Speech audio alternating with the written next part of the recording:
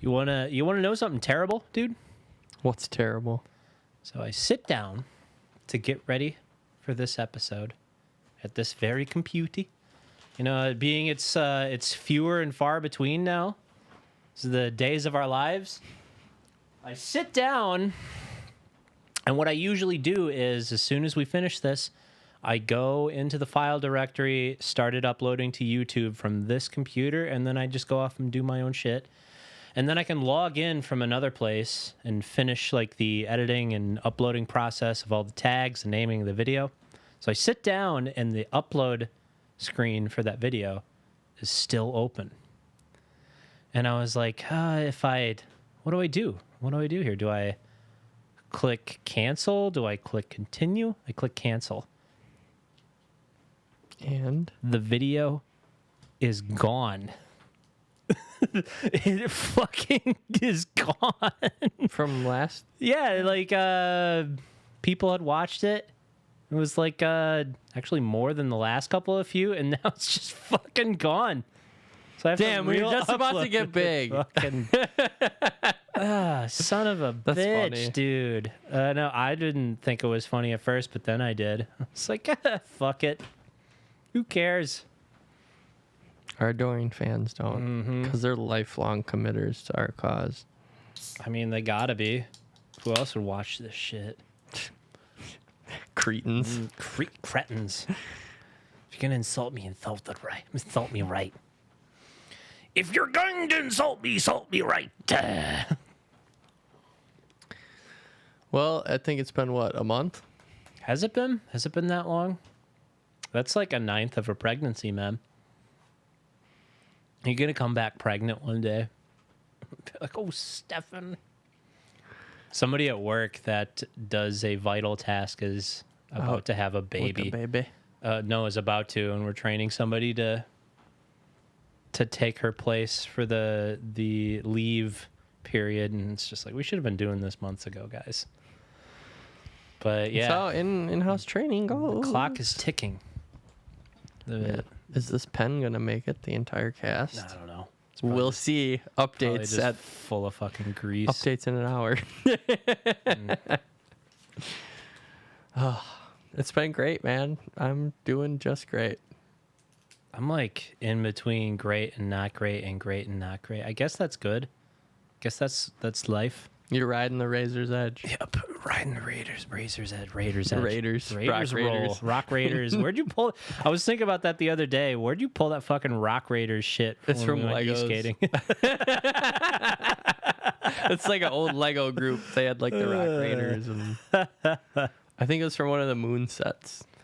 I'm kind of disappointed you're not in like one of your more outlandish outfits, just like covered in patches or fucking The porno shirt? The porno shirt, because I was gonna be disappointed, Dad, and you could have just been punk rock son. Porno shirt is great. I just need a gaudy chain to go with it. It's too cold for porno shirt Yeah, today, dude. It was hailing today, Yeah, apparently. it's fucking awesome, dude. You know it's cold when you get on the elevator and your old ass neighbor turns to you and says, "Don't like the weather in Wisconsin. Just wait a day. Hey, this is my floor pie. Chugga, chugga, chugga, chugga." Everyone says that though. That's I like don't. the terrible shtick That's joke. it's a fucking hack joke, dude. Doug's on a Funny. Doug's on a crusade to kill Oh my hack god! jokes. Yeah, kill hacks. Kill all hacks. So, speaking of jokes, I've found that gets a rise out of the people when you just go, yeah, yeah, that's funny, huh? That's a funny joke. yeah. Speaking of jokes, I had to watch some stand up for English. I mean, oh, you poor thing. No, I mean- the second one was bad. The first one was fine. I watched Was it- Mike Birbiglia's. Mike Birbiglia, I'm going to talk about my boyfriend and my wife. I meant to say I girlfriend. think it's Thank God for Jokes was Like all of his stuff is just like about fucking love and stuff. his was fine. John Leguizamo's, the other stand up I had to watch, was terrible. What? Dude, John Leguizamo is fucking awesome. I love Freak. Not funny. I love Sexaholics, and I love what is it? Latin American History it's for the one we had to Morons. watch. That That one was one's bad. fucking great. That's not stand-up comedy. That's a one-man act, and I was just talking about this to my father, who It is a also one-man likes act, but it's a John one-man- Leguizamo. It's a one-man comedy act. and It's it wasn't fucking good. funny. I love him. I love John Leguizamo, dude. Mike, Fucking love him. Mike Birbiglia I'm gonna kill was you. better. If you say what? You said it. I'm gonna fucking kill you, Stefan. I'm gonna fucking murder you. I know where you live. There's a crazy guy who just moved I'm in your into house. your I know building. where you live too. There's a crazy guy who just moved We'll into your get to building, that. and I'm gonna fucking disguise your murder as him doing it. Just because you said John Leguizamo sucks. John Leguizamo is I didn't fucking say he hilarious. sucks entirely. That Well, you stand-up implied. just You wasn't implied. that great. You son of a bitch. It really wasn't that great. It was great. I loved it. Maybe you just didn't have the. Maybe I had a different nostalgia for it. Like I was. Well, longing actually, for- initially when we were told about it, you were like, "Yeah, we're gonna watch John." I was like, "That's the guy from the past," and then he was like, "And he was in the Mario Brothers movie," and we were both just like geeking out. And then my class found out that But I'm no, a lot no, no. older than the rest of them, and they were like, "What the fuck is the past? What is the Mario Brothers movie?" And me and the teacher were just like geeking out to it. I'm ridiculous. Yeah. Like a booger, I stick to this. Oh, one stinky dinky, two So me and the- stinky dinky. Me and the teacher were just kind of like That's the thing. My dad. nostalgia-ing out. My dad fucking loved John Leguizamo's Sexaholics, but the past, he was like, that movie's dumb. What a dumb movie.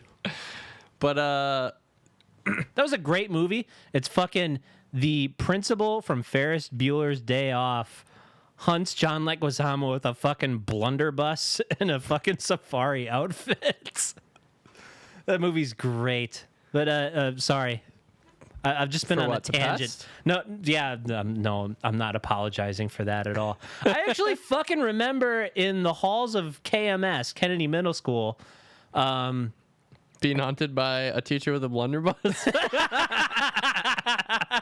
Van Pelt. yeah, fucking my dad. I just remember the The principal. same actor who played my dad came after me in the halls of KMS with a blunderbuss. I just remember the teacher. That's a Jumanji reference, by the way. just to fill you in. I just remember the teacher at KMS looking like Mario. Maybe Principal, Luigi. you mean? Yeah, the principal. Isn't that what I said? I'm sorry, I might have misspoken. The principal looked like Mario. The fucking vice principal of grades 6 and 7 was this little fucking wrestler dude with like a fucking eraser head Haircut. Sergeant Buzzcut haircut. And I just remember him being like, "Hey kids, you want to see something you never forget? Flex the fucking pec flexes." And we're just like, "Dude, get the fuck out of here!" No. And then the fucking 8th grade principal looked like the actor who played Frankenstein in Young Frankenstein. It was a wild time. But yeah, I had to watch those for English. That was kind of cool. I guess we'll just go right into my crazy neighbors. So, I guess we'll just go into my crazy. I mean, it was mentioned, and I'm sure there's a couple of people who are just like, crazy neighbor, what's up with that? So maybe like 4 days ago, my landlord's just like, "Oh yeah, we got this new tenant moving in because your old neighbor, who was just the sweetest girl ever, moved to Florida for a job opportunity." Upstairs or downstairs? Downstairs. Okay, and that's the one. I never saw she's it. like, he's a bigger guy. He won't really, be going up and down the stairs a whole lot or moving around a lot because I guess he's disabled.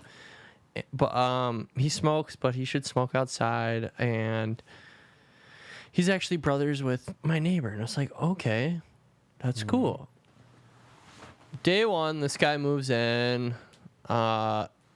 It's kind of quiet, but he's like up at all hours of the day, moving inside, outside, slamming doors, like making my dog go kind of crazy.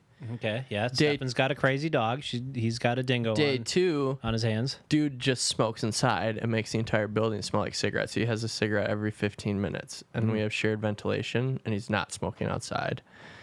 And then day three, these are only my interactions with him, by the way. Day three, he opens a store on our back porch, and he buys like CBD oils. He's got like some vitamin supplements, bottles of water. Well, he's just paying it. He's just like selling it to people that pass. But it's in the backyard, so no one's really passing by. But he just like has all this shit out on the back porch. And I like Brittany leaves for work, and she texts me that he wanted her to work there during the day, and I'm just like, what? This makes no sense. So I'm just kind of doing my own thing. I'm upstairs, like doing homework and whatever else, and then I leave for work because I started that job at the Pettit. No, don't answer this aloud, but No. okay, surprising. Yeah. So I leave for my job at the Pettit, and I see this like outdoor shop set up. Mm-hmm. So our fellow's outside smoking. He has this weird shop of stuff, and Gypsy man. Like, okay, what kind of disabled are we talking here? he just has some mobility issues. I don't know what it's called, but he's like a bigger white guy with a beard, and then he's probably about 300 plus pounds, and he has the leg discoloration where, like, I assume it's like some sort of shin or like lower leg strain from the weight, maybe. Mm-hmm. So I actually didn't see him, but I saw the crap outside, and I was just like, somebody's just gonna come by here and just like grab stuff. So I go to work. Rob him blind. So I go to work. I'm at work for only a few hours. It's like my first training day, and then I come back. And while I was at work, it rained, not super hard, but it rained, and I get back, and it's probably 8 o'clock, and he's inside. All this crap is still outside. And I'm like, it's all ruined. It's all wet now. And I'm just like, okay, whatever. Incense don't burn once they soak up all the moisture. Yeah, blood. so I go inside, and I'm just kind of chilling, and I get a phone call in the morning. Yeah, we're going to go ahead, and we're filing an eviction notice downstairs. So just document anything that's out of the ordinary. I'm just like, I mean, he's been here for like not even a week, and every day has been out of the ordinary. And he's just, I've like helped him move a couple things, and he's just like, I got all this money. You don't have to worry about money. And he reminds me of another crazy roommate I used to have, and every day is an adventure, Doug. Just never forget that. Every day is an adventure. I thought it was going to be more juicy than that, to tell you the truth. I mean, this little gypsy shop of horrors is, that's odd. Between smoking, seemingly not having a job, and never sleeping, because he's always slamming doors or... I thought it was going to be like in the middle of the night. I mean, basically, at 4 a.m, he has had people come over, and you can hear them arguing outside. Is that really crazy though, or is that just obnoxious asshole? For me, it's just obnoxious, but apparently for my girlfriend and then another tenant in the building, whenever they're like going up and down the stairs, he seems to pop his head out and like bother them. And apparently, I just received a message that he blamed. Hey, girls. He blamed... Wanna buy a sundial? Actually, when he first moved in, he blamed me for going into his unit and unplugging his sound bar. And then he just blamed... Whoa, that is a little crazy. Yeah, and then he just blamed another tenant for locking him outside. Oh, because he didn't seat the door and the door closed? And the door closed or something like that. Okay, so they're evicting him already. I mean, the guy didn't even make it 4 days, so. But wasn't this your landlord's neighbor? Neighbor's brother. Oh. And I got trust those. Yeah, I just got a couple more tidbits this morning about him having some incidents. I was cooking eggs, and Stefan broke into my apartment and stole all the yolks. This just got burnt egg whites. There's little calderas in them. Give me the yolks back, man. I did have a great breakfast this morning with stolen eggs. I did not. I had a kidding. great dinner with my pops yesterday at ABV Social. AVB. Am Yeah. I missing something here? No. Briscoe County? That's just going to be my go-to now, is Briscoe County. From previous lost episode. Reference from previous lost episode. No, I'd never been there either, but it's like that. It's a place that popped up in the hip Burleigh area that has the Whole Foods. And what the is it Meijer. called? ABV Social. AVB. ABV. Yeah. ABV, As okay. in alcohol by volume. I like it. Yeah. I get it. Yeah, yeah. I get it. The explanation. I get it. I now. told that to my It's good. dad. I was like, "Yeah, oh, we could go to ABV Social. That's on the next exit." And then as I says it, the fucking exit sign with the food comes up. It says ABV Social, AJ Bombers. It's in that hip strip mall place now. So get in there. It has like a nice aesthetic because it obviously. The building was obviously fucking built just like and rented out for this restaurant. But you go in there and it's like one of those, it's renovated as like an industrial space converted into a restaurant. Fucking industrial style. I love it. I like it. I like the fucking high ceilings and the fucking just like tube vents and the garage doors kind of thing. I like that. What do you got against it, Stefan? Do they have the... Are you becoming some sort of fucking interior decoration snob now that you're in architecture school? I didn't like industrial before. Did they have like the goofy screw-in lights that like hang down really low? I didn't look that far, but they Okay. did have spooky shit up all over the place. I like the spooky shit. But no, a lot of times industrial lights, it'll just be like it'll be like the single pole that comes all the way down, and then it'll have like a weird tungsten light, and it's just... I don't know. There's aspects of the aesthetic of industrial. I don't mind like the stripped down, minimalized look, but when it gets industrial to the point where I'm like, this is fucking steampunk. Are you trying to do steampunk on me? No, it fucking was little-" not that. Yeah. It was like a okay, we had this space and then we turned it into a studio apartment or something. Okay. But it was like a big open space restaurant. I like the place. Good burgers. nice. Like it had the kind of bun that, you know, it goes, and it's not just like chunks of crouton grade Kaiser roll. I fucking hate, I hate the Kaiser roll bun. Kaiser buns. You it's- pretzel me, or you get me the one that gets... I want more air in my bread than bread, to be quite honest. I want to taste the burger. I don't want to just be like... I like the pretzel bun. Big fan of the pretzel bun. But yeah, good burgers there. I was like pleasantly surprised. And ABV. Haven't been ABV there. Social. Social. Haven't been there. Haven't eaten out in a while. There's no funds for it. I could imagine, Stefan. Yeah. But hey, I'm getting good grades, and Future so bright you gotta wear shades. could be. Skating real tight, getting good grades. Future so bright, I gotta wear shades. I mean, it's... Who the fuck does that song? Is that idea. Dire Straits? No idea. Are those the same guys who do that fucking? That ain't working. Could be. I don't know, though. What are you doing at the Pettit? Are you ice skating for a living? Oh, the Pettit job? No, I'm skate rentals. It's great. Oh, fuck yeah, I'm dude. the bowler shoe. I'm the guy that gives you bowling shoes. Dude, that's a It's great. fucking job, man.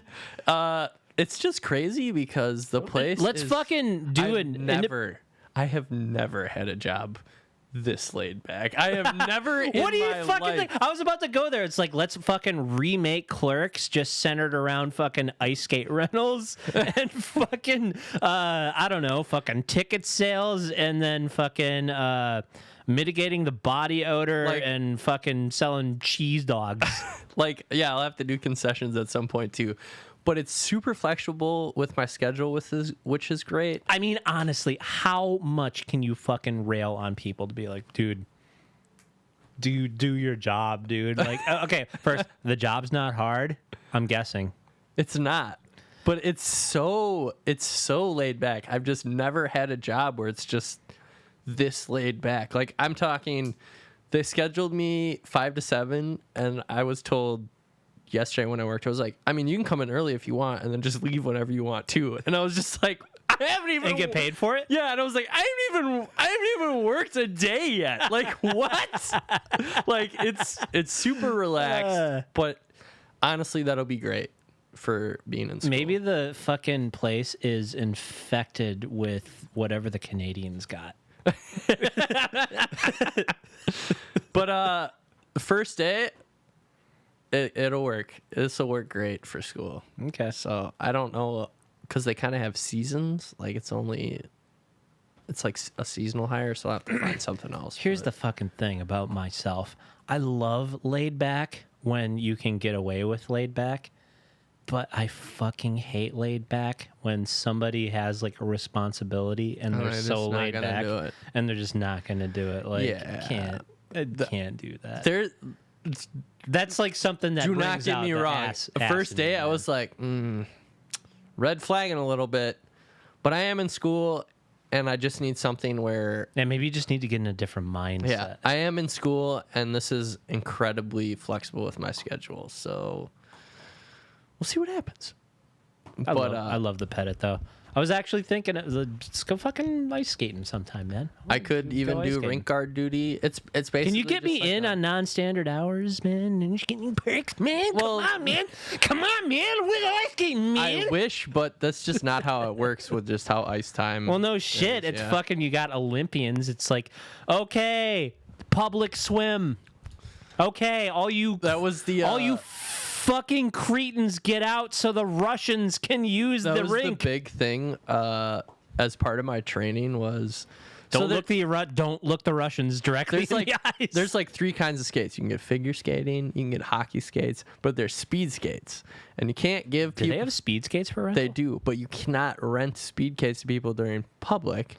And you're not supposed to rent speed skates unless they know what the fuck they're doing. So there's like a series of questions you have to ask these people to just be like, do you really know what you're talking about? Because we don't want you going out during public speed skating and looking like an asshole or getting hurt.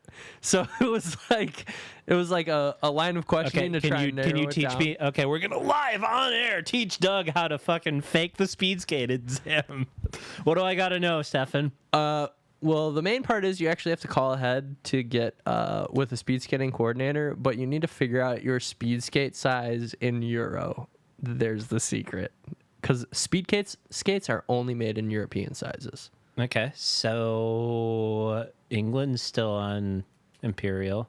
Yeah, so it should just be a quick Google search and you might be good. So you said in euro, you mean like Euro sizes. So it's like 44 and shit. Millimeter. Yes, something. I don't actually know how Euro sizes work. Wait, you mean Euro shoe sizes? Yeah, Euro shoe sizes. Oh, what the fuck is that? You've never seen that? Like inside your own tongue, it'll be like size 44. Oh, Euro. No, I've never bothered to look, and actually when I look, it's already just worn off. Worn out, yeah. But that is how speed skates are made. They're only made in European sizes. Which was interesting to learn, but basically you never rent out speed skates there because they have to come during speed skating public hours. And usually there's speed skating coordinators. Is there like a fucking basement entrance with a fucking like leather jacketed thug behind a fucking like little slidey Passcode door? slide? And it's just like, What's your size in euro? What's your size in euros? 34C. No speed skate for you. You know what? Kind of. Because we have the checkout booth, so I guess that's kind of like that. Interesting. Never knew that. What else about the Paddock can you tell us? Although this is That's about it. My first day was like in 2 hours. All I did was the public skate. I just checked out some skates, and that was it. Just It fucking. was 2-3 hours, maybe. It is just like bowling shoes with razor blades on them. Fucking. I've seen them with the. That's exactly what it is. It's bowling shoes. I'm the bowling shoe guy checkout, and then I spray the skates when I get them back with fucking Lysol. It's pretty dope. Can you do your homework while you? Probably. Because there's usually an Advantage to initial... bring in your laptop, Yeah. man. Well, I don't know if I can get away with the laptop. Just because they kind of have this Come no on. laptop, no... They push like a no phone, no laptop thing, but... Who's really looking? Exactly. We'll see what happens. But yeah, there's like, you know, the initial rush where it's just like, oh, open skate just opened. Where a bunch of people come in, then a few people kind of trickle in, but usually it's... I just had a thought. Maybe for like stuff that I work on for work, I could just go get a fucking chill job. Get a place that has a laptop policy that's used to dealing with college kids. Just go in there and fucking just do like some like modeling for work for another job, but just get paid to do it Be there. Yeah. But it's chill. It's laid back. We'll see how my day tomorrow goes. So that'll be my second date. Oh yeah. Is public skate on tomorrow? Mm-hmm. There must be, because I'll What be time? there. They must have a noon and night one. I've actually never seen the night one except for the times that it runs from noon to night. You know, the other day I opened up my trunk and I was like, I hope my skates are still in here. I hope nobody stole them. They were there. Nice. They were there. I've not gotten those things sharpened, and I've do never have gotten them sharpened, and there was like periods where I left them in my car, and As long as you didn't wipe get them off, them. they should be fine. Yeah, I always wipe them off. Like wipe them off. Yeah.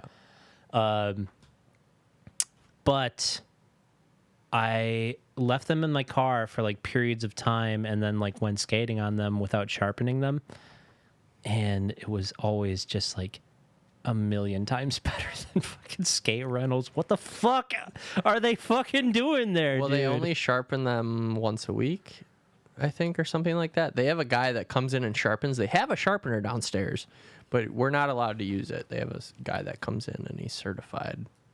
OSHA. I mean, fuck you, OSHA. I'd love to get certified and then just be able to sharpen my skates there for free, because I'd just bring my skates to work and sharpen them. But yeah. The thing was, every time I went there, the skate shop that does the sharpening was never open during public skate. Yeah, That seems like fucking whoever's running that business just They come throwing for- money in the garbage. They usually come there specifically for the hockey times. But yeah, it is funny though. People that ask for rentals will be like, "Can I have an extra sharp pair?" And it's just like, dude, I don't know. I don't which one know of those are. what I'm supposed to give you. I just give you what's in the box. Like, you just got to deal with it. Like, you give me your size and I match it up. Right. That's it. Can you I- can come back and I'll give you a different pair, but I can't give you an extra sharp pair. I can't sharpen them. I don't know what you want me to do. Okay. You be the archetype of the rube that you've seen asking for Okay. the extra, and I'll be you. Can I have I'd like a size 9. Okay. Shoes, please. Here you go. Oh, can I have hockey skates too? Yeah. Extra sharp? Sure, kiddo. That's what when my boss was like telling me this stuff, she was like, and then some people ask for extra sharp, and I just said, of course, I can do that for you. That was my exact response. Yeah. I was just like, that's exactly what I'd say. And they were like giving me all these like rube jerk responses, and it was just like, of course you can. Is that the fucking interview process for that place, dude? Oh man, I would the fucking interview love process had nothing really to do with God, how do I get to be the fucking having done my first interview as the interviewer today? How do I get that job just to fucking interview the fucking slop bucket keepers of the shoe rental of the shoe rental profession? Oh, that would be a fucking great premise for a scene in that Clerks Well, you'd have either to be, bowling you'd have shoes to be the or facilities manager, I believe. Yeah, but you're like specifically hiring for that and just going through like a gamut of shoe rental pitch questions. It's like, how would you answer this question? I didn't even rental role play. I didn't even get any of those, but it's really funny. I work with a lot of small children, which is fine. Oh, they're the most dangerous out there, dude. They're like in between high school and in college, and like I'm in college, which is fine. That's what small children is. I was thinking, well, the small children, they have their own skates because their parents for rentals. Yeah. Yeah. I meant the coworkers that's my age range for coworkers. No, the small do you children. feel old? Oh at yeah, the I feel job? all the time now. I'm in college with young kids. Stefan, how old are you? 28. Okay. You're not that old.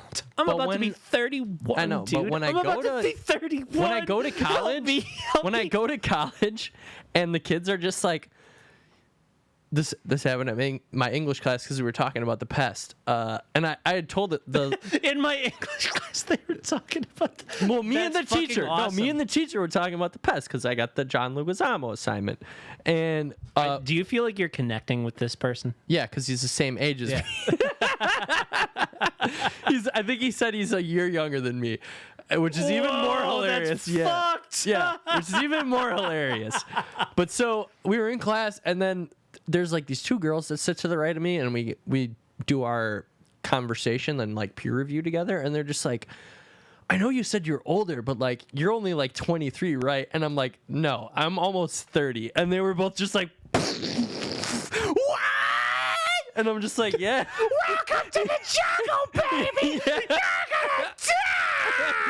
And they're just completely mind blown. And I was like, and I sit there and I was like, you didn't pick up on any of that stuff. And I was like, no, my partying days are done. I'm not going to house They were parties trying to fuck Stefan. I was like, I'm not going to house parties. I'm not like, I'm older now. And they were just like, just completely mind blown. They're like, I thought when you were older, you meant you were like 23. I was like, no, I've lived my college experience and party days. I'm here to actually do the college. I'm here to get A's and fucking and fuck off. Oh man, but that's the fucking thing, man. Like you do that, you're doing the specialization thing. You know what you want to do. You're gonna specialize. Yeah. This is perfect. Yeah, this is where you should attend college, and what I feel. I'm ready for it, and I'm focused on it, and I'm out here getting straight A's right now. I mean, it is my first semester, and it's gonna be easy, but yeah, they're just mind blown. So, and then I go to the Pettit, and it's like a kid that is just out of high school, and my other coworker I think is a sophomore in college, and that makes them like 18 and 19. Mm-hmm. I got 10 years on you fuckers. It was a long time before I wasn't the youngest one where I worked. It's kind of, and still, like some of the new younger people who have come on, 1 year older than me. And oh man, sometimes you just need some fucking young blood in. And then I learned dude. that the executive manager is like 31, 32, the sales manager and stuff, like some of the owners, and it's just like, wow, those guys are around my age, and I'm doing shoe rentals. Dude, but fuck them. I'm not worried about that. I'm just focused on my own thing. I'm just glad I got a job that's really flexible. Anybody who is 30 and is like, I'm a sales manager. It's like, I haven't actually met them yet. So thing is, those people are not doing what they set out to dream to do. And granted, neither are we, but that is not the job that most people. I'm gonna tell people stuff. I'm gonna tell them stuff. I mean, the only people that are living their dream right now is Post Malone. So yeah, all two people that make up the one entity that is Post Malone, both Post and Malone. Is there a pre-Malone? And is there a Malone? I can't spell college on my tag notes right now. Oh, I should call up a picture of Jim Belushi so you can spell it. But do they still make the fucking college sweatshirt? What do you mean? Where it just says like... It just says college. No, but I got one that just says Milwaukee University across. I got one of those. There's not... I didn't... Well, I'm sure you can get one Stefan, online. can we get clarification? What body of education are you actually going to? Because one of my coworkers who actually has listened to our podcast on several occasions and asks about you by name, weird, says, is like, are you guys still doing the podcast? And I was like, well... You guys didn't have an episode in the last month. Yes, we are. Well, that wasn't why, but I was like, yes, we are, but we've been doing it less frequently because Stefan's in college and we just had shit going on in the interim. And he started, I was like, yeah, he's going to school. And he's like, oh, what school is he going to? And it was like UWM. And then they just got defeated. No, it was like, I think, yeah. But I should probably ask him to make sure. It is UWM. Okay. UW Milwaukee, and then I'm in the architecture program, which is part of SARUP, which is, I don't actually know what that acronym stands for right now. It's that thick shit you put in your drink, boy. But, syrup. But, they have excuse me. They have a really good architecture program. Is it like a world renowned? Nationally renowned. It's one of the only 5 schools you can get a PhD in architecture. Is that what you're after? No. Okay. No, I'll be dead by the time I achieve that goal. So clarify this for me. I had this come up in a discussion about you going into that. I think it was Sam. Because we talk about Sammy. We talk about engineering things. Sometimes we go on bike rides. We talked about you going back to school. I like Sam. And I want to go see Metavore sometime. Yeah, dude. I really just want to go see Sam sometime. Yeah. But dude, and Rob. Yeah. Oh, that's right. That. Rob's in there too. Because the last time I saw Sam, we saw Mayhem live at Turner Hall with Inquisition, and they played The Mysteries in full, and we had a great time. It's always a great time with Sam. Yeah. We should make a point.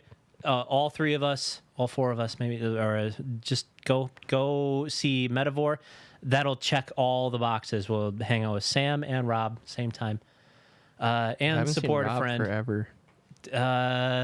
Dude has been fucking doing like that nomadic thing. Like he works a regular job, but he also like does like a mobile living unit in his car and just goes places and hikes.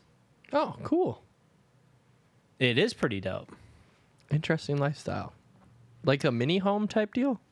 Dude, I've thought of because I was wondering how the mini home people, like not one of those. It's mobile. It's like smaller than a mini home.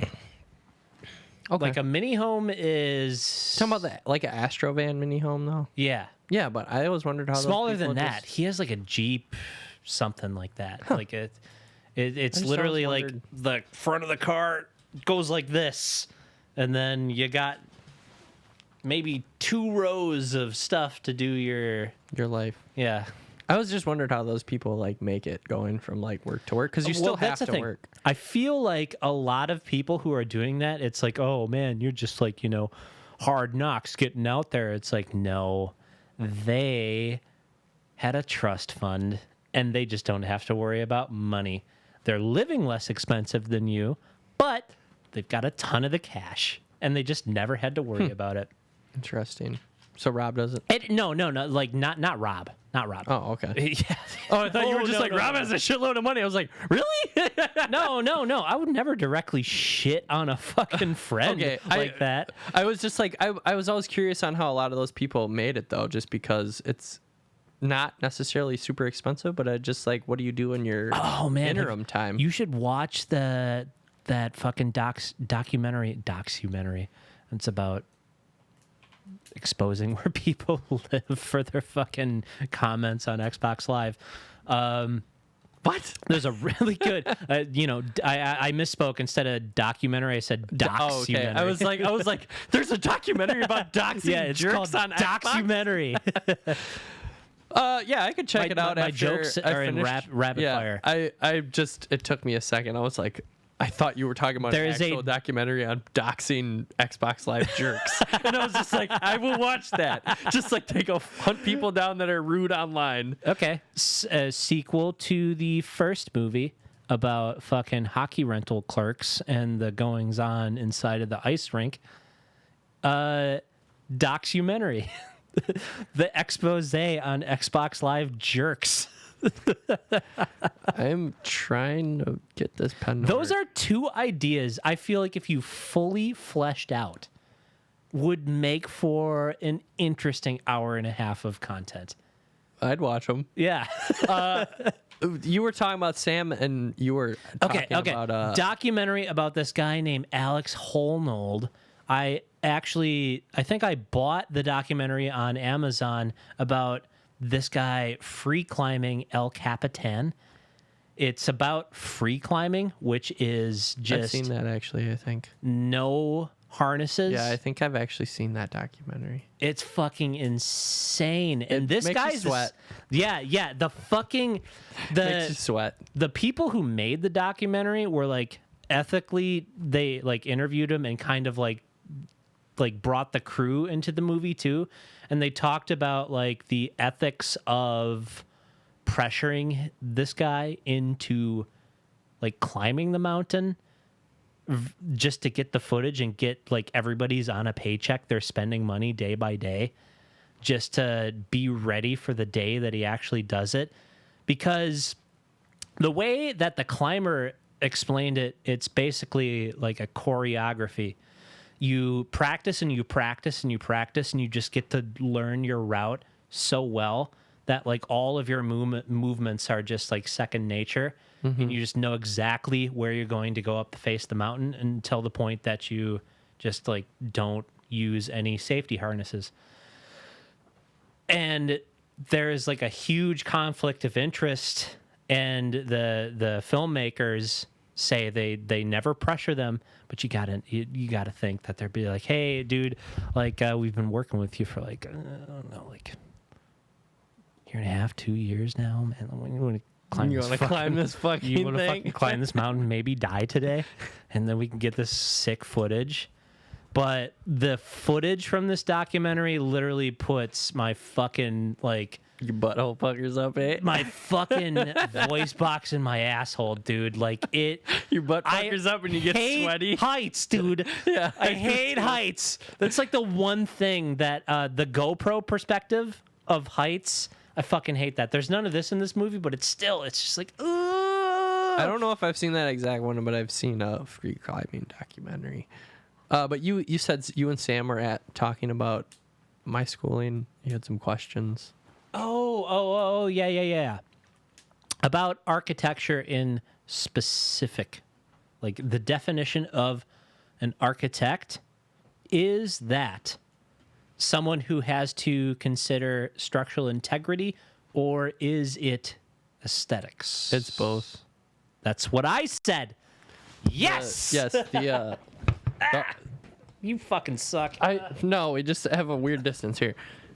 It's both. You have to if you're gonna do like beautiful things. It's gonna be a major part of the building. We haven't gotten to the. Yeah, we haven't gotten to the.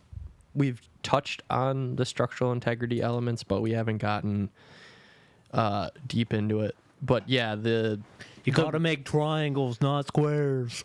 For trusses, but I mean, a lot of building designs through the antiquities that we've learned about so far are heavily based in circles and squares, just because, the Vitruvian Man, Leonardo's sexy beast that is a man encompassing the circle and the square. Those were seen as hot, sexy, attractive design shapes. Okay, that makes sense. Because they were related to the proportions of a man, where the triangle is another sacred symbol and it has great structural integrity, but they're usually used on trusses. At least the stuff we've learned about. When are we going to get Fibonacci buildings, Stefan? When are we going to get Fibonacci buildings, Stefan? I'm not sure where we're at on the trajectory, but I mean, intro classes. They already kind of exist because that's like golden ratio territory. Oh, the golden ratio stuff, that's from Greek. The Greeks started that. Yeah, but isn't the golden ratio contained within the Fibonacci?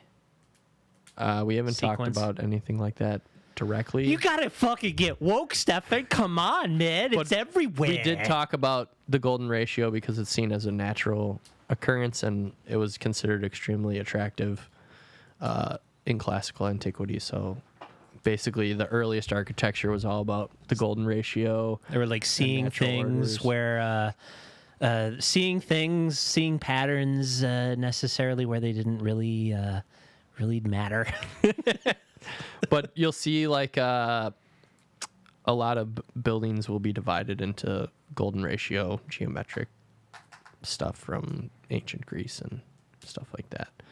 But no, yeah, we'll get into the structural integrity stuff because our introductory class is just kind of throwing all the basic terms, giving us some general history for the semester. But the first thing we learned about was Vitruvius's writings to Julius Caesar, which was an architect is a well-rounded individual. He's not only good at math and art, but he has to have a knowledge of nature. You know, it's just like the stroking yourselves off. The architect has to have a perspective of both the integrity of a building and how people will flow through the building and how people will observe the building. Yep. That's how I would say Firmitas, Utilitas, and then Is that really? I just pulled that out of my ass. But Vitruvius was like, if I was going to be an architect, needs those to have are the three things. Yeah, Vitruvius's three things where it needs to have Firmitas, it needs to be structurally strong. Utilitas, it needs to serve its You got to have hot dog stands. And then it needs to have... You got to have vendors. I'm going to screw up the last one, but it's like Venustas or something. It's beauty. So you need to have Venetian, babe. You need to have firmness, utility, and beauty. And that's how you get good architecture. In that order. No, I think they're all kind of equal. They're all kind of equal, but honestly, you have to have a building that will stand first. And that's you cannot have a design requirements of the patron or what it's intended to do. But what if it's strictly utilitarian? There is no shits given to the patron, really. Like if it's strictly utilitarian. If it was strictly utilitarian, it would be strictly for the patron. Because the patron commissions the architect to design the building to their specifications. So here's the thing. There's more things than buildings that you design with that kind of, logic applied to it. And sometimes, and I've encountered this a lot working with engineers, if you design something that is just meant to do one thing, sometimes it is very, very ugly. But all the people who encounter it are engineers, and they were like, oh, it does its thing. This is a utility thing. This person was paid not necessarily to do this, but tasked to do this, and they got it done, and they moved on to the next thing. Doesn't necessarily have to be beauty. That's more in industrial. You see, oh man, it gets so messy when you get marketing folks and sales folks into the concept of design. Even designers, it's like, okay, what if a designer for Gucci made a heart stint? You know what I mean? Yeah. It would just be absurd. But they just do all this unnecessary beautification for something that has no bearing on it. It just needs to do what it needs to do. That's sort of why, the first two eras of antiquity that we've learned about, I appreciate more than some of the others. Like classical, it's very straightforward, but I actually really enjoyed Gothic just because Just because of the battle fleet. Well, because I almost bought two. I love battle fleet Gothic. The structures in Gothic architecture, the patron is obviously the church because they're the people that had the most money, and they want these huge vertical rises. They want huge vertical spaces. You want to get closer to God, so you want your building to be taller. So with medieval architecture, they sort of had to think outside the classical order of rounded arches and column and pillar, and they came up with flying buttresses, so the load of the building is actually projected on the exterior. Okay. So the load of the building is projected to the exterior, which makes a large open interior space, and then you have pointed arches, which are different than rounded arches because a rounded arch can only be made to a certain size because it's restricted by the span due to the load, where a pointed arch, it directly projects the load down into the base of the ground. Like, you can make it as high and as big as you want. What is a pointed arch? So a rounded arch, if you're familiar with the Roman Yes, aqueduct? The aqueducts. And I was actually going to give you permission in March to steal my joke, Arch Madness. If you remember that one. Hippodromes. We want aqueducts. But the fucking engineering competition in ancient Rome that is Arch Madness. You'll fucking slay. You can steal it. Yeah, if I'm in school that semester, I probably will be. But the pointed arch, so if the Roman arch has a rounded top, the pointed arch comes to a direct peak, and the peak allows the load to be transferred directly down into the base. Is it all angular, or is there a transition from a peak to a radius? These are things I look at in die design because you can't do peak to a radius within a design of a rotary die, something that is basically a metal shaft with a blade on it that has a gear on one side that turns with the machine, and you run your substrate under it, and that's what cuts your impressions. That's how you get your one-dimensional shape out of a 2D. You cannot have a point-to-point cut. You cannot do that. It's a peak to a radius, like the top of a sword. Peak to a radius. Mm-hmm. So the load. I suppose no matter how microscopic you look, like no matter how pointy it is, eventually it'll just be like, not pointy, not actually pointy. But that allows you to go with any degree of span and vertical rise almost. So that allowed larger windows, and Gothic really was kind of built to suit the needs, which was, sounds stupid, but like Gothic's kind of like the punk rock of architecture because there's the classical orders like Greek and Roman, like it's pillars and columns. It's all very geometrically shaped. Is that where American Gothic comes in? Would they have like the pointed farmhouse behind them? I think that's in the painting, if my memory. I'd have to look at the painting probably. I don't remember the painting very well other than the two old geezers up front. And the thing with classical is people always just go back to it.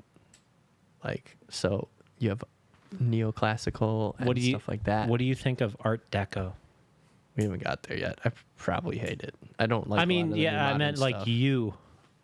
Art Deco is like the Chrysler Building, the fucking 1930s. Bolton. Well, we'd have to learn more about it because there's more than just the appearance of the buildings to get to enjoy out of it, because the architecture is kind of a reflection of the times. Like, we're learning about Renaissance, which I liked the time period. I'm not a big fan of the buildings right now. We learned about the Byzantine style, which I like a lot. But I like Gothic a lot just because it's kind of like made to fit, and it's just sort of out there. I wish dies had a fucking like style to them. they do because everyone is different, but they don't because there's not like fucking eras of them yet. It's like this is a relatively new. The 6-axis machine cuts blades on circular cylinder and cuts paper or substrates. There's like fucking rules, and it's interesting that it's something that you are designing to cut something on a substrate and that has its own structural capabilities after you cut it. So there's like a crossover between, there's like similar principles between the two. Case in point, I don't really think there's a overlap between a die cut and architecture, and what's something that's very unique to rotary die cutting is something called a waste matrix, and that's where you cut like something, and then like you have a cut substrate on a web, and that's your product. And then there's a space, and then there's a cut, and then there's a space. And in between and around, there is a matrix of waste that goes away. And you must have structural integrity. It's almost sometimes more important than the actual product itself, is how do you pull your waste away from the product? The building. Yeah. Yeah, I get you. Is there something actually that you're... I'm not in far enough in the course, but I imagine there's something similar where you have to be conscious of something in a similar form that could probably be related to it, but I'm not far enough in the course to make some sort of determination like that. Everything we've been learning about right now is... The one class I'm in is fucking doodling and making, and the second class is a brief overview of the history of some of the important forms of architecture. So let me ask you this. Is this something that you are mainly getting all of your knowledge from college, or is this something that you have a small obsession with? I have an interest in it. We've learned about some of the architecture that I like, but there's aspects like, I like classic architecture. I like Renaissance. Well, I did like Renaissance to an extent. Is this a means to make minis is what I'm getting at?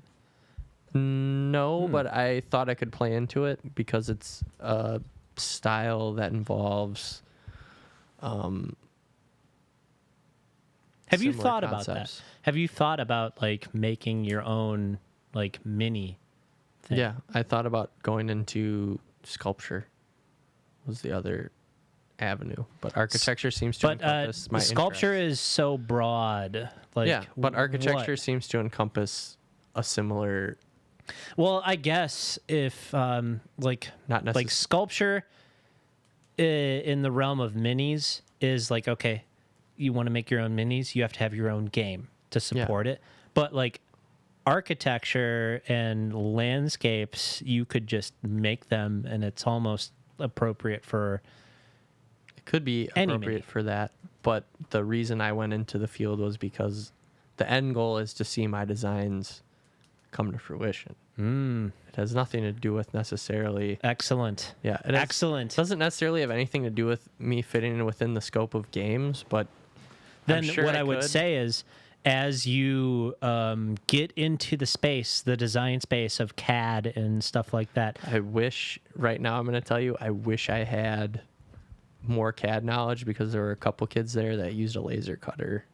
Actually, one of my... I'll fucking show you how. Yeah. I've never actually used a laser cutter, but it's a cam path. It was pretty easy. I guess you just had to make up the parts, easy. and then they cut it at school. You make all you have to do is model a part and then cam path it. And I have never done this, but I know the process is fucking dummy easy. Like, yeah, there were a couple don't be kids impressed by that. I'm not. I just wish I had the usage of it because my model would have been better. There were a couple kids that used it. They didn't. Dude, why didn't you hit your boy up? I got a fucking 3D printer. I have fucking 3. We could not 3D print the model. It It had to be done with Strathboard. That was the only requirement. Could not do it with 3D printed. Could you use 3D printed components? No, the requirement was we had to use a certain type of board. Okay, so they had to use the paper cut board, and then they just laser cut. Okay, how thick But it was is the great board? because some of the people did not do their alignments right for the adjustments of the actual building process. So that was funny. Okay, I'll take this a little further. How thick was the board? I don't have an exact thickness. They were, if we're talking about the paper ply, there was one that was 3. There were 2 3-plies and a 4-ply. What about mills? I couldn't tell you. A mill we went is into equivalent to 1,000th of an inch. I couldn't tell you right now. I have the paper. I could tell you when I get home. But the paper we got, we basically went to, they have an on-site, it's basically a modeling store. Like, you can get some architectural modeling supplies there. They have like oil-based paints and some other stuff. Like, as a guy that's spent a lot of time doing miniatures, it was just like, oh, it's basically like a re-up shop for some modeling supplies. But you basically went in there and you're like, I need the packet for Project 1 of Architecture 101 dash whatever the course number is. And the guy was like, oh, here you go. And then it was just a prepackaged thing of Strathboard, which is just layered paper. That's to me, that just sounds so gross. But you know what I did? I took foam core or foam board. So it's like 2 pieces of paper with foam inside it, and use it to just layer and get my entire general outline of the structure. So my thing is like a fucking bomb. You could set off, my thing is like a fucking anvil. You could probably set off like a M80 next to it, and my thing would be fine. I saw you use that exact line on Corey, because Corey's like, that shit's about to fall apart. I was like, there's no way this thing's about to fall apart. I see you double clicking your fucking I got Bond pen I got there. the Boris pen going here. Give me the codes, Natalia. I gotta say, yes, laser cutting would have helped, but potentially a cheaper alternative is CNC cutting, where you're actually just using a blade that rotates based on the direction that it's being drug. It just like kind of like flips, so it'll just that would have been be great. facing. Yeah, because the laser cutting left burn marks, and I would have had an even cleaner model. Because I spray painted mine. Next time you, but I had to hand cut 336 windows. Next time you are working with a substrate that is very, very thin, call me up. I could fucking make your life way easier.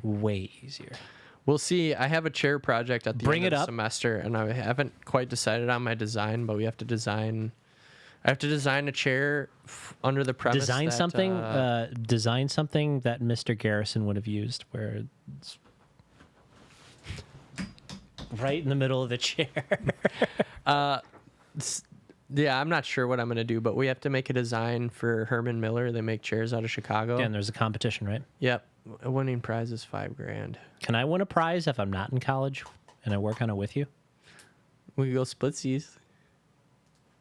But like, am I eligible to or okay? No, it's only for just people in the just class. honoring that you would the give agreement. It would be like splitsies or something.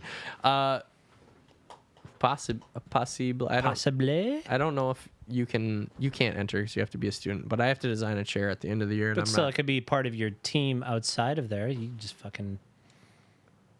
Hey man, my nose bleeding. No, we're good. Do you know any requirements yet for the chair project? Yeah. No. My current project is a birdhouse project. I don't have to build it, but I have to make a design in the language of one of the architects that were sent out. I actually have to look into that tomorrow. But the birdhouse project, the chair project, I haven't quite decided. I had a couple of ideas. I was going to go with something super straightforward, which was just going to be like a column bar stool, just because I thought it would be kind of nice to bring the class full circle, because that was the first thing we learned about, and then have it be our most basic thing. Chair. Yeah, but actually a bar stool. think It would that's be a gonna- bar stool. I think that's not going to fly because that'll be heavy. Yeah. It's just going to be a unnecessarily heavy structure to support your ass, and you can't take it anywhere. Yeah. The other one would Next. have been like a dorm chair.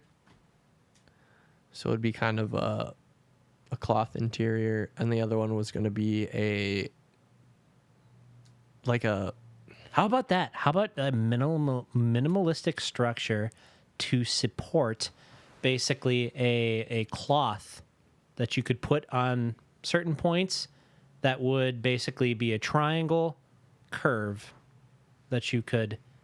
How would you distribute the load to basically make it like a chair where the 2 points down here that go up to here kind of like curve back and make like a hammock, but your feet touch the ground?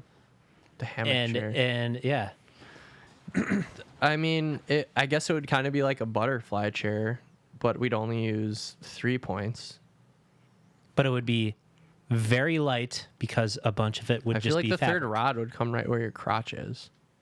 Hey, Or I guess actually that's if what we did, experimentation is. I guess for. actually if you did 2 lower rods and 1 higher rod in the back, you could do that. Let's start working on this chair project and fucking iterating on it. Well, I gotta do the the stability would be really bad though. Actually, no, if you tip these back farther. Look at him. I gotta focus on the birdhouse project though, because that's the next one due, and I have to design it in SketchUp, which is like a sub version of CAD, which I Is have it not- free? Yeah. Which Okay. I haven't fucked with yet. Could I have it on my you computer, but I haven't could fucked with it you yet. teach me some of that?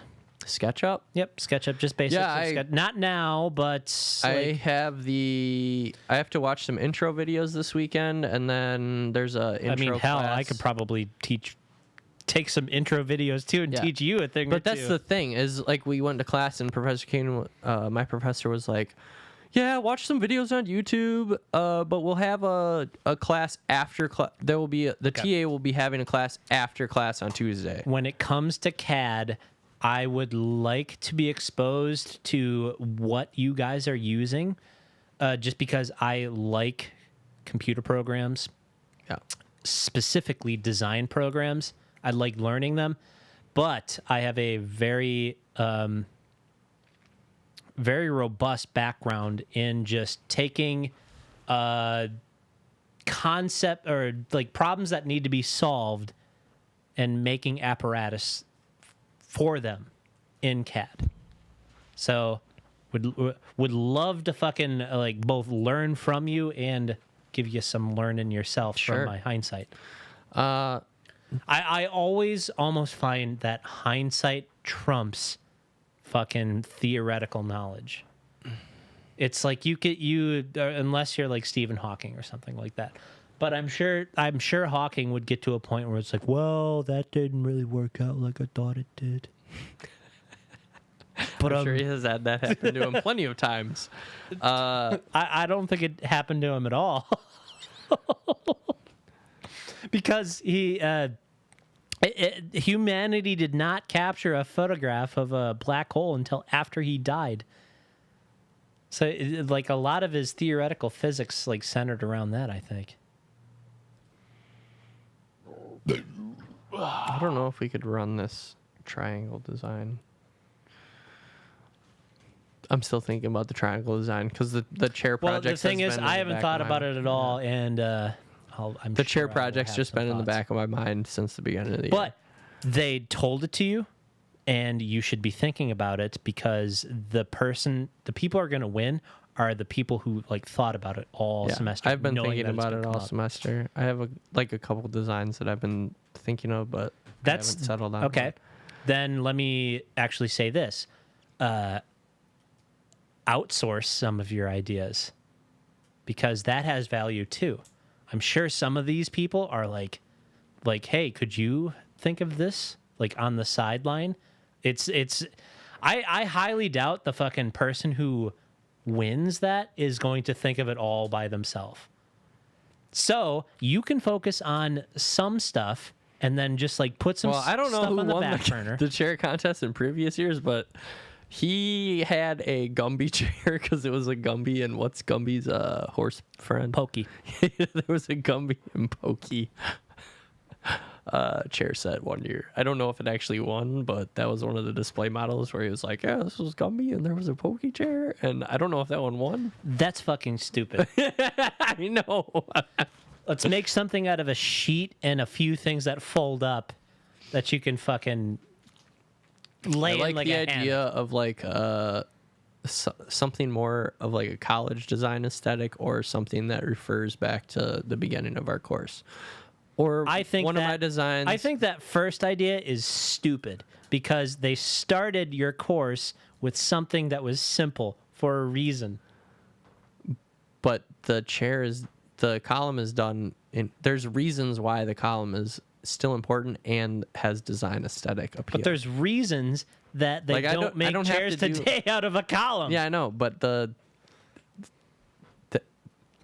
there's more to it than just the column idea.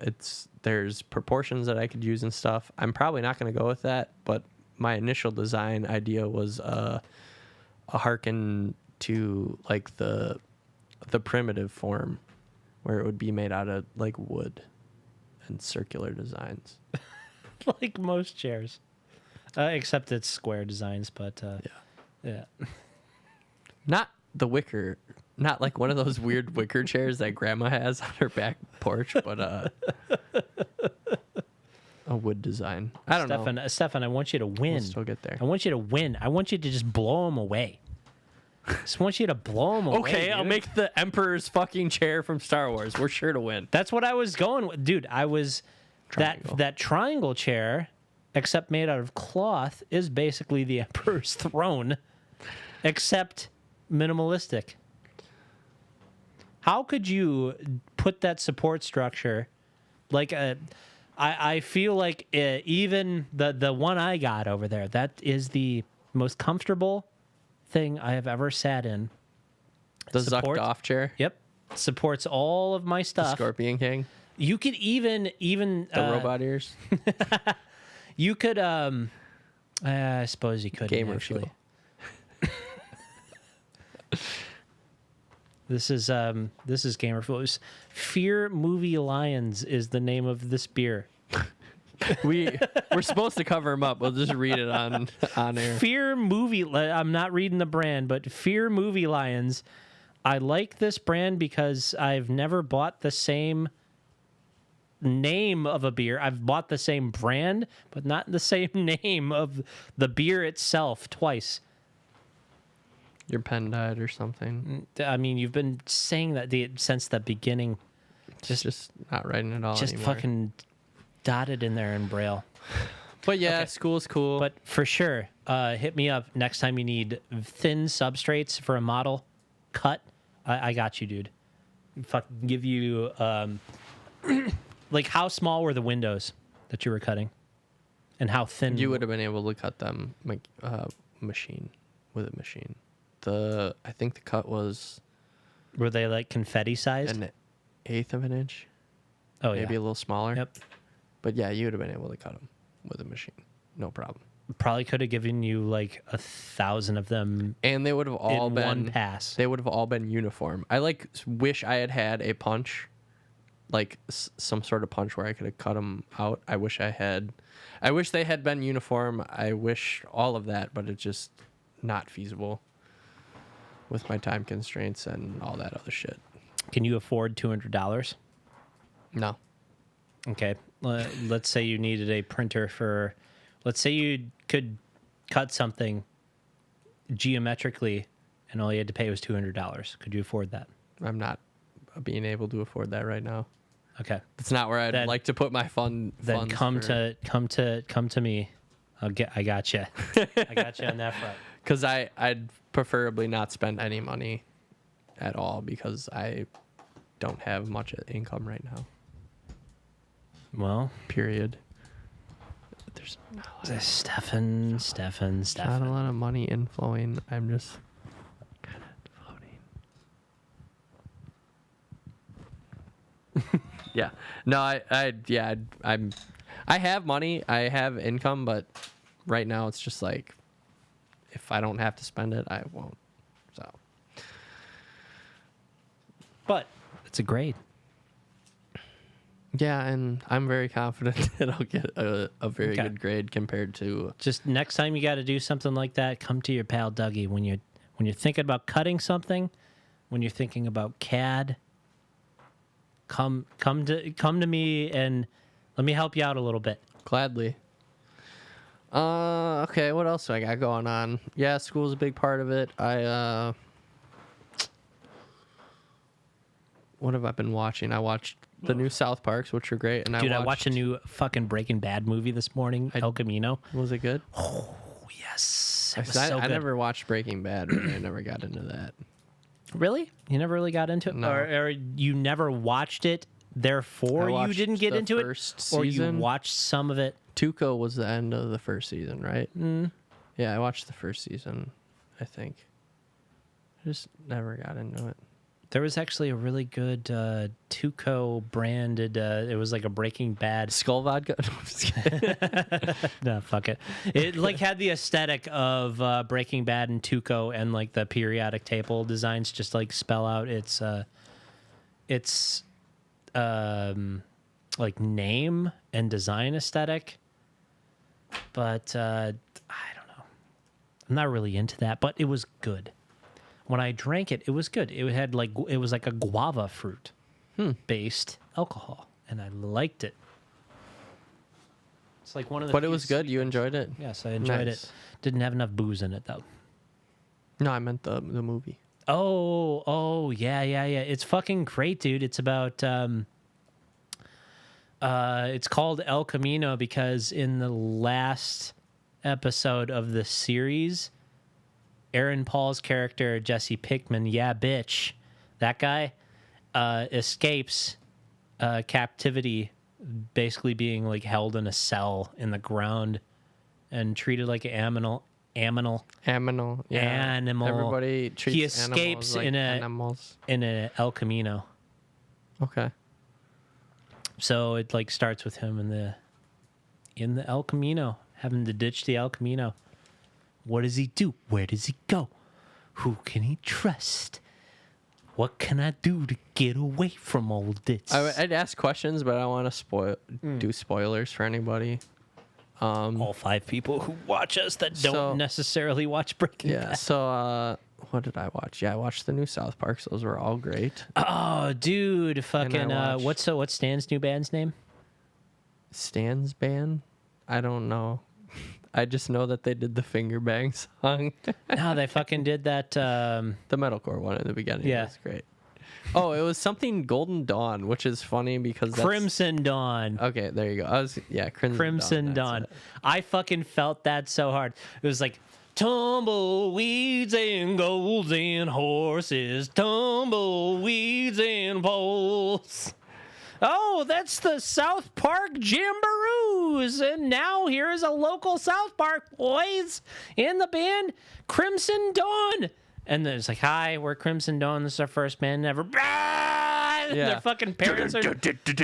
Yeah, I can relate to that so hard just because I was in like very shit metal bands in the beginning of it. It was like terrible, but my parents supported it. And just that's like imprinted on. It's like, no. Please don't come. Please don't come. Watch this. I just want to not see me. That was this. A good one though. I liked the record manager coming out and saying that there's no money in any music except the biopic. Didn't see anything outside of that new South Park than that. Oh, you really didn't? Nope. That was the only. It's because it became a meme. I'd really make some time to watch it because it was great. Yeah, you always it perplexes me. You love South Park. Steve-O hates South Park. The last couple seasons of South Park have been great. Yeah. It was weird. The South Park's like the one show where it was like riding high, then it really took a serious dip, and now it's come back up. Yeah. You could like see where the wave hit the high water mark and then like roll back. and now you just got this fucking torrent that's coming. Is it going to hit above or below the previous high water mark? I mean, it's real. It's like SNL. I told some of my friends literally the last episode, not even just because the content and like the social commentary that's come after it might have been one of my favorite South Parks of all time. Because some of the shit that happened in it was the first time I have honestly laughed while watching TV that hard in a long time. Can I just say that I just want to say something about it? Like, what? Randy kills Winnie the Pooh in the new one. It was so fucking funny because he deadpan stares right at Piglet while he's fucking cutting Winnie the Pooh's throat with piano wire, and it was fucking hilarious. All right, I gotta watch this now. Fucking watch this shit now. Like, Randy's just looking just right into Piglet's eyes. The last wedding I was at was my nephew's wedding, and he was 23 at the time. I was like a few years younger than I am right now. Like, very small separation. But there was like a Winnie the Pooh like themed song for like the son-mother dance. Weird. Yeah. I mean, that's fine. But I can't say that. I was going to say something and I can't say it. All right.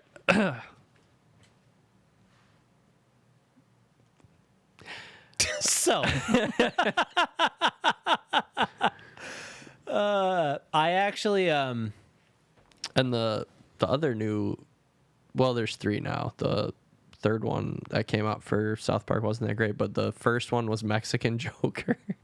Which was about Cartman gets Kyle sent to a Mexican detainment center, and somehow a rumor in the Mexican immigration detainment center gets around that one of the children is going to become the new Joker because they're being treated so poorly. And that was great too. Yeah, that's terrible but funny. Let's not just keep talking about South Park plots. That was funny. For this South Park plot was about this and this and that, and it was funny. It was funny, though. It was funny, though. I mean, outside of that, though, the only thing I've been watching is World War II documentaries. Oh, dope. And those are dope, though, dude. I know. And like 6 years ago, I remember me and Steve-O having a conversation about being bummed out about running out of World War II documentaries to binge on Netflix. We're just like, I'm watching the ones on Amazon Prime. Like, I haven't even you'll run out of those too. I know. I haven't even gone to Netflix though for them. And welcome to History's Mysteries. Although I did add the World War II in color one on Netflix, which will probably be my next watch. You haven't seen that one already? I think that one has Rob Lowe voice acting a fucking character in that. Pretty sure I have, but Prime has Band of Brothers on it, which I was about to watch. I just finished almost all the documentaries on there. They had one that's 6 hours long that was really good. But yeah, anyway, I was watching World War II documentaries and I busted out a minis kit that I bought like 6 years ago, and I never put them together. But it was I'm gonna get you a fucking 3D printer for your birthday. I actually think it was just so you can make some goddamn minis and paint them yourself. I think it was actually called a Band of Brothers, but it's a World War II mini set, and I just like finally started putting those together. It was great. Actually, is there a game based around them, or is it just for the minis? Yeah, it's called Bolt Action. There's too many goddamn mini games out there. That's the one thing that disgusts me about all the minis. I think Bolt Action's probably the most popular World War II There's too many fucking mini games out there, and there are too many goddamn rules out there. There's tons of games just in that general theme because that's how everyone thinks they can get into it. Everyone thinks they're the next Gary Gygax in fucking board game design. Let me finish. There are so many games. There's just too many goddamn rules. It makes it so unaccessible because the people who are within that community are like, I like this one, and I like this one, and I like this one, and you've never heard of the fucking rules for any of them, and they all have their own goddamn fucking rules. There should be a better way to just like get a fucking mini game that will work for a couple subgenres. I mean, those do subsets of exist. genres. There's just too many goddamn minis, there's man. There's a minis. That's game. what. Okay, There's a minis game I was just reading about today. It's you called tried to get me Crossfire. into your little cult. I don't want to fucking hear about it, Stefan. I don't want to fucking hear about this new minis game. It's not new. It's old, but Whatever. It's a game that fits into whatever. Crossfire to me is that game that you saw With on the TV. marbles? Yeah, with the marbles. And then the fucking loser was a teenager that just got banished to hell. But he was like a bully teenager, Yeah, right? it was just like, and the fucking was like, yeah, He had one dangly. Crossfire. Yeah, he had one dangly earring and a But fucking the other leather one jacket. just dissolved into the nether realm, which I assume is hell, and he's just been banished from existence. What was that shitty 90s 3D animation show where the kids are in a computer and they Reboot? Yeah, he gets banished to Reboot. Oh shit, I'm here. Oh yeah, Reboot. That's such a weird show. Too many minis game.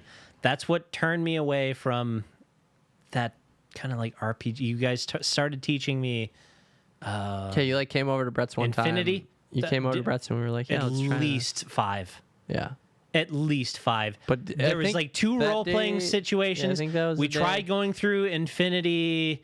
We tried playing Brett's a game at Brett's house, which was like download this app, do all these rules, and That was Infinity. it's just like every single fucking game I ever played with any of you guys all had a insanely different subset of rules, and it's just like I don't got time for this. I don't.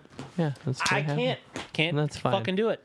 But Just I would that was like that just one time you came over and no one else showed up, right? It was just us three? No. Brett's fucking house. He had moved to Madison, and then he just was parallel renting this fucking house that he had in Milwaukee, and it was just full. It was just stacked with board games. Yeah. It was like this place, but fucking board games, Yes. dude. Brett likes games. Yeah, that's a problem. He likes physical games versus video games. Virtual. Yeah. I prefer Which the virtual because I also have been playing video games a little bit. I prefer the virtual because the rules are set in stone. You can have players, but there's no like, I gotta look this up in the fucking dictionary of rules and make sure that was a legal move, and then make sure that this douchebag doesn't interpret it wrong. Like, I love just having that. Just like, nope. Just go. Yep. Let's move along. Move along, please. Move along. The board games are cool, but not when you're trying to do like hyper complex board games and fucking 75,000 of them. Now, when you got, you know what a pillar is, right? I learned about pillar? pillars. Pillars of board games holding up your ceiling. I mean, I don't know if they were necessarily stacked that high. They were definitely sprawled all over the floor. How do you fucking keep like the little Monopoly characters for some of that in check? You got to be hella good at like picking up your toys and putting them back in. I back mean, into you the just put boxes. the stuff back in the box when you're done. But I mean, did, easier said than done, man. We live in a society. Not everybody shares the same sentiment. But it was cool to finally build that set that I've had for like 6 years. And it's World War II, so it's cool. It was sweet. I got the Germans built right now. They're When are awesome. they gonna fucking make a Lego Technic Panzer tank? Never. They should though. Wouldn't that be They're dope? Though? fucking sweet tanks. I still have a Porsche 911 Technic bootleg set from China in the other room. Those things are impossible to put together because you have to take all the like pieces and like sort through all the bags it comes in, put all the pieces together and sort them, because Legos basically like put the pieces that you need in stages to like make. These don't. The bootleg doesn't. The bootleg does not do that. You have to fucking find it all for your fucking self. And the tolerances are pretty good, but not tight enough. Yeah, not perfect enough where you can have like a fucking like cylinder, like a fucking 8-cylinder car with like pistons and the fucking drive shaft working, versus that you have to like fucking turn it and it's like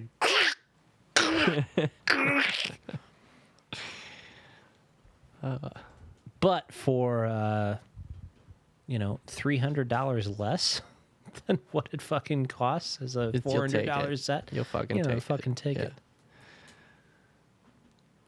Oh man. Yeah, I've started playing video games a little bit too. What do you mean? I have too. What have you been playing? I went back to some old games. I'm playing War Thunder a little bit. I'd hop in that. Yeah, I did the tanks for the first time today. I just got that fucking VR headset too. That's like a. I want to do the realistic ones though, because the arcade ones like bother me because the realistic ones are literally like, okay, you take off from a tanker, you have to go back and you land fly 30 minutes, and you die. And that's it. Yeah. But it's like, oh yeah, you gotta do this. You gotta fucking go back to airbase and refuel. It's like, no, you just fucking go out and die after flying for like. There's a reason though I want to try some of the realistic ones. I played some Rome Total War with Sean because we download this mod and it like makes the game more intricate. But Rome works really well when I'm doing schoolwork because it's a turn-based game and someone's turn can take like forever, and I can just sit there and do other shit, and then he'll be like, I'm done with my turn, and then I'll go in and do stuff. We'll talk. I'm done. Yeah. Like it's very slow paced and it's relaxed, so I can do other things. I started playing this game that went into early access, which is probably one of the best early accesses that I've ever seen. It's called Infinity: Battlescape.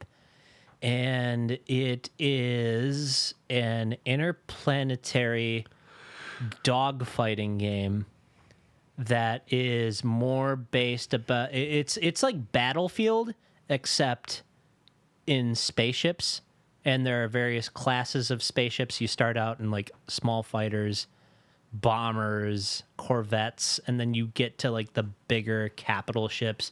It switches like a mode where like in the weight of everything. So you go from like buzzing around this like little star system very quickly, but it's a game that you can go from like the surface of a planet to its moon to another planet to its moon and all that stuff. And then like space stations. And, like, you basically fight for control in a Battlefield-style game. The rounds can take, like, up to 6 hours, but the physics are just... Mwah. I definitely don't have 6 hours to play a game. No. You play until you are satisfied. You don't have to... That's your problem. You have to fucking see it through. The round has to end, yeah. Yeah, the round has to end. Like you don't necessarily. War Thunder or a War Thunder match is 10 minutes. It doesn't have really metrics. It's like a very rudimentary metric because it's an early access. That's the key thing. Yeah. The thing that makes it fun right now for me is all the game mechanics are in place. The way it feels is in place. Like game mechanics and stuff to like kind of like tighten it up, that is like secondary to me. I could just like not necessarily have a progression system, anything like that. The game mechanics and the combat feels so good. That's good. I have just been like playing it without all that stuff. So basically it checks the boxes for dogfighting, where you can just pull off these like crazy Newtonian Battlestar Galactica, where like you like flip around and you're still traveling this way and you're shooting around and you're pulling these like crazy dumb I wish I could do that maneuvers. in War Thunder. Yeah. You're like literally like spinning around like other character or other players, just trying to get the better of them, just for this little menial amount of cash to just put it in the bank to eventually get a capital ship, which functions like this big fucking Titanic warship with guns abroad and just fucking pulverizing, slow-paced guns, very weighty. You got all this shit like buzzing around you, and you basically have like auto guns for any like little snub fighters that come close to you. They basically just like literally the ships that you were playing earlier in the game. If you get too close, just to driving capture, through it's like, and you get paid for it. Yeah, bugs on the windshield. And then you have objective-based gameplay where like battles start around like factories and space stations. You basically have to either go and destroy or defend these things, and needs a lot of work. But the base mechanics of like the feel of it Is there? I feel like so many early access games do it in the reverse order. They do other systems first, but this one is like, okay, this like feels good. You could put like the mechanics of basically running around or jumping, and like Mario. Like, what if Mario was like, okay, we have the painting worlds that you can go into done first, without like the running, jumping, flipping kind of feel good mechanic fleshed out first. I think that's what Overwatch did well first, is before they actually talked about like objectives, they really fleshed out the feel of like movement from like person who's playing the game input into like character movement. In Overwatch? I was just citing an example. I think the other one was actually Overgrowth too. That one with like the rabbit character, like that's touted as having some of the best character physics that are like very simple. I don't think I know that game. I don't think I'm familiar with that game. Overgrowth? Yeah, it's like it was like a kind of like very simplified version of how to animate a character and how to plug that directly into character feedback. It was like super simple. But they created this super reactionary system from what the person who's playing the game is looking at, what the character is doing, like based on what they are interacting with in the environment, and then snappy controls, not like a Prince of Persia-esque kind of control, if you know what I mean. I didn't play Prince of Persia. Neither did I. But Prince of Persia, one of the first Prince of Persia games, was basically like you would push a button and it would trigger this very long animation and he would do something, and you didn't really feel in control of the character. Oh. But these animations were so like short and responsive that you felt like all the controls were very snappy. You actually felt like you were in control. Yeah, that would be a noticeable difference between some of the Assassin's Creed game. Some would feel sluggish and some would feel fast and responsive. Dude, remember that time I fucking got to the end of the original... I think there was like 3 Assassin's Creed 2 games, if that makes sense. But Assassin's Creed 2, I was like so pissed when I got at the end of got to the end of the game, I fucking went to EB. I took it to EB Games, sold it for cash, and went and bought tacos. I don't remember Fucking that. money. I think that was in the era you were here. I was like, what the fuck? That is such a dumb ending. I don't think I remember that. I think the ending was just like, it's aliens. Probably. The third one was good. Black Flag.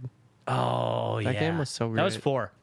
It was? Okay. That was 4. It's just funny because that game comes up a lot. It's come up a lot recently, but even people that are like big into the genre, that's just like the best one. Like that was the best Assassin's Creed. The reason it was the best was for a reason that I cited in why I liked the last game I was describing. Snappy and responsive.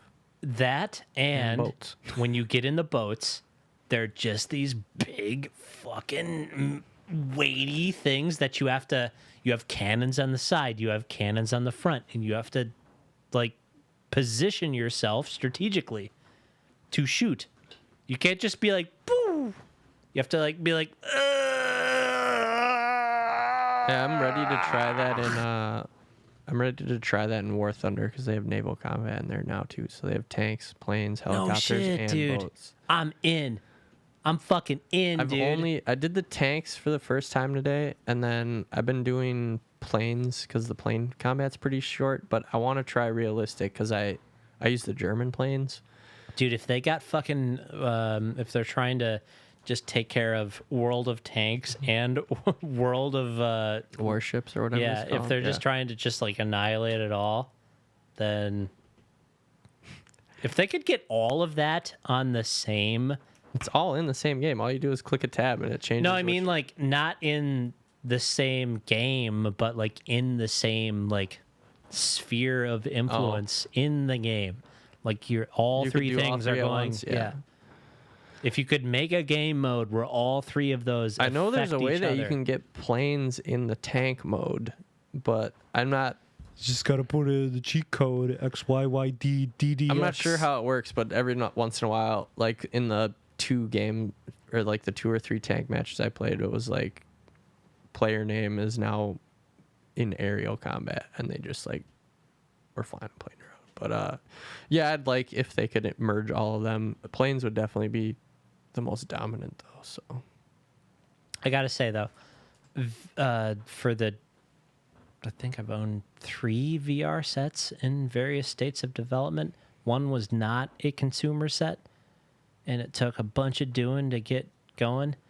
The last VR set that I got is honestly the best for just like plug and play. Pilot games are where it's at, where you're actually like sitting with something containing you, and the locomotion of like moving does not make you sick. You actually can like look at like a metal strut that's like moving with you. It gives you a frame of reference. That is the fucking coolest thing ever. That I know you can do that in War Thunder, but I don't think it would be effective unless we're in realistic mode, just because the advantage of arcade. just being like, "Meh." Yeah, the arcade system, the third person view is just too much better. I remember playing with you guys when you were all into War Thunder, just like going. I over to played your it house. for a long time, but I just remember like not understanding a lot of concepts in the game, and just like I forget who we were playing with. It was one of Sean's friends, and they were just like, "You idiot! You don't know that these millimeter cannons don't pierce their armor." And I was like, "How would I know that?" Like, I'm sorry. That's actually a plot point in El Camino, the new Breaking Bad movie. They don't have the right caliber ammunition for Yeah. something. Oh. One character has a Luger and is just like, somebody's just like, oh, that caliber won't go up against my caliber, and they fucking have a John Wayne standoff. It is fucking so cool. Like it's not exactly a fast-paced movie, but like the fucking, when the action happens, it's just like, oh shit. Wow. Wow. But so you came over to play War Thunder, and I had been hooked on Elite Dangerous and its flight model, which is basically a World War II in space flight model. And I just couldn't do it. Like, oh yeah, I actually do kind of remember that. You were just There- like, this sucks. no, but like instead of joining your games, I tried to like look through the infinite amounts of options that are in that game to just get it to like work like I'm used to. And it's just like not happening in that time. It's like, oh, maybe you suck, Doug. It's like, no, it's just my control scheme. I'm just particular about my control stream right now because I'm playing another game that's pretty much just like this. So why don't you fuck off? R.I.P. Sean. I saw his ghost in the supermarket. Yeah, he told me he saw your ghost too. I actually heard his ghost talk to me on Facebook the other day. Nice. But yeah, the video games thing has been interesting. I had some other game that I used to play called Heroes and Generals, but I probably won't play that. Seen it. It's like a cheapo Battlefield World War II thing, even though now they have Battlefield World War II. Whatever one that is. Oh man, they tried doing a fucking Battlefield World War II fucking battle royale. Got on our fucking checked out our buddy Riggs the last weekend. Just too pro for me, man. That game is just like gone. They're trying to just do their own fucking For Apex? yeah. Just not into it. Just not into battle royale. I saw they made a planet-side battle royale. Yeah, that's not like it came out of nowhere. It's not a battle royale. It's an arena. I don't think it's. Oh, it's actually not a battle royale. Okay. Yeah, it's just a smaller scale arena game. I saw some comments and they were like, "It's planet-side battle royale," and I was like, "Okay, if it's just a smaller scale, that's definitely not coming out of nowhere." I love PlanetSide though. This is a really fun game. Mm-hmm. I like combined arms. You liked it before the ladder system. Just let it roll. Let the rage roll. It took out the strategy of the game. I see it now. I really like combined arms though, and it was really cool. Yeah, it was really cool because I really liked being a fucking hotshot pilot Yeah, it was fun. within my own armada of bullshit. And I actually started to get semi-good until I just fucking lost interest in... I like the combined arms. There's not enough combined arms games like that. Yeah, there is Like you were not just enough talking games about the where War you can... Thunder thing. That would be fucking badass if it was just like, okay, we can bring all our shit to the table. Mm-hmm. I can do boats, I can do planes, I can do tanks, and we can all be on the same map. That would be fucking sweet. Yep, and everything drastically affects the other. Yeah. I think this is a good time to call it. Hour 47 minutes. Boy, I gotta pee. This is It's the longest episode to date. Just not- kidding. Not really. I'm just kidding. This is episode 52 redone. Because the other one That was a done. lost episode. Yeah, That the lost really is episode. lost. It's not actually lost. I just have to re-upload it, and it would just be so much effort. Oh no, I thought you meant the one that got deleted. Oh, you mean the one that just didn't have any audio? Yeah. What episode was yeah, that? this actually felt like pretty good compared to that one. That episode was so gold, and no one will ever experience it. Nobody will have. have. No, the fucking Unless you can do RadioLOUD magic. experience. Espresso. Okay. Good day to you all. Some